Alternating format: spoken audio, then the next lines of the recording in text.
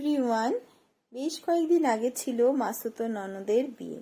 তো সেখানে যেহেতু সকালবেলা যেতে একটু দেরি হয়ে গেছিল, আমাদের যাওয়ার কিছুক্ষণ পর কিন্তু গায়ে হলুদের তত্ত্ব চলে এসেছিল।